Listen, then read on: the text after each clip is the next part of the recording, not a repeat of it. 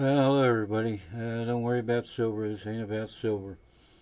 This is about the damn news media. And never have I seen a thug be sainted in such a short time. The news media are tripping over each other, trying to get to Ferguson to make this kid out to be something other than he was. He was a common thug.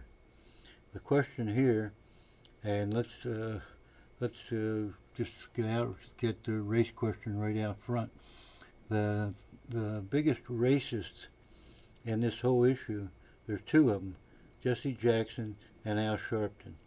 These people live off of causing turmoil among their own kind. This is well, I had a side bet who would get there first, and it surprised me that it took Jackson a couple of days, and it took Sharpton 2 days after that to get there. But anyway, today they're declaring sainthood for this Michael Brown. Maybe we can get a statue of him someplace in Ferguson without ever hearing the police story. Now, look, one of the overriding questions to me is that we have uh, irrefutable, undisputed video of this thug and his friend pushing around, strong arm robbery 15 minutes before he was shot. Now, the accomplice hasn't even been questioned about the robbery. We don't have the shooting on tape, but we have the robbery on tape. So why hasn't this individual been accomplice to the thug? Why hasn't he been arrested? We have him even admitting that he was there. We have the lawyer of Brown admitting that that was Brown. What more do we need? This kid was an accomplice. And instead, we're going to rely on him as an eyewitness. Here's two thugs. One 6'4", nearly 300 pounds. Takes a convenience store, goes in, decides he wants some blunts, takes a case of them, and when the convenience operator tries to question him, he throws him to the floor. This is strong arm robbery, plain and simple. The convenience store manager should have shot him on the spot. This, no, Jesus, doesn't it always happen? 1 second. Hello. Yeah,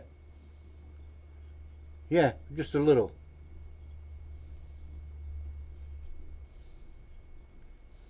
Yeah, that's okay. Just no, just a little cheese and one plate of those things. Those yeah, no. I planned maybe that for Wednesday. I'm in the middle of all things. I'm giving a rant on YouTube about Michael Brown, and now I gotta throw Dennis Gillespie's name in the middle of this. Okay, see you later. Goodbye. One of my friends coming over for barbecue this afternoon. But anyway, let's get back to the truth. You know me, one cut, that's everything. But this thug, then he walks down the middle of the street like pedestrians. You know, that's where pedestrians belong. And now we've all seen it. I've seen it here in Vineland. You know, there's an attitude that is prevalent of these thugs thinking that they can do what they want anytime they want, anywhere they want, and anybody that interferes them is going to be like that convenience store guy, going to be knocked to the floor. Now, either we're a nation of laws or we're a nation of thugs. Now, the question, overriding question, of course, is what happened in the ensuing time, and what did this police officer know? When did he know it? And how did he react to it? Now, one of the things everybody was putting out was, oh, the officer was taken to the hospital, but his eye socket wasn't busted. Oh, that's fine. You mean I can go up and punch a cop in the face, and as long as I just bruise his face and don't break his eye socket, I can walk away from it with no consequence. This was an act of thuggery. Now, whether the response was fitting or not fitting is a question for the court to decide, and it's a question for this grand jury to decide. Now, the pressure on this grand jury is horrendous because if they come back without an indictment, there's going to be mass riots all over this freaking country. We're going to see Rodney King all over again. Now, the problem is that this group of people, these African Americans, and believe me, I don't want to paint them all with the same brush, but they went and attacked the store, the convenience store, in which this guy robbed. They should have gone over there and paid for the fucking cigars. And so now what? Now if you were a convenience store operator, would you reopen in that town? If you were one of the stores, now what policeman shooting, whether it was legal or not, has gives anyone the right to knock out the windows and rob televisions and everything else and clean off the shelves of these stores. It's absolutely ludicrous. Now who's going to open the store? Now these poor people, the innocent victims aren't you and me. The innocent victims are the honest, hardworking black people of this country. These people have had a crime committed against them and they don't realize it.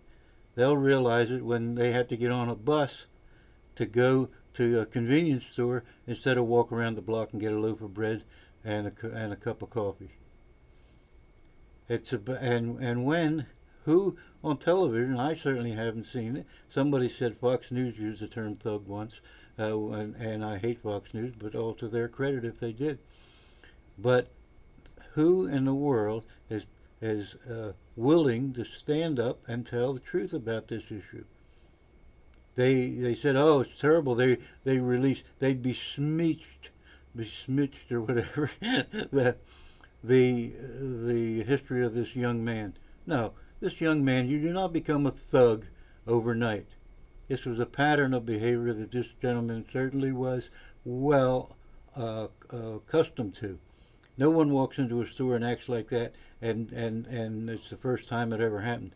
He wasn't nervous. He wasn't anything. He knew he was going to get away with it because he would just shove the poor convenience guy to the floor. This was thuggery, and as I said, the skinny kid with him should have been arrested. He should have been arraigned, and he should be the one that goes to trial. Now, one of the better things coming out of this is last I heard, $240,000 has been contributed to the defense of this officer. Now, I don't know that this officer was right or wrong. We don't have a complete statement from him that's been available to the press or to YouTube. But if he was wrong and executed this kid, then certainly we should prosecute him. But if this kid smashed him in the face, and you have a kid of his size with his attitude, and when's the last time you and a friend walked down the middle of the street acting as that's where you belonged and nobody fucked with you? And all these interviews with the parents, and the parents deserve sympathy because they lost a kid, whether he was a thug or not. Not a one of them asked the parents, did you see that robbery your kid was responsible for? Where did he get those values? This Mr. Brown's going around like he was the greatest father and mother in the history of the world.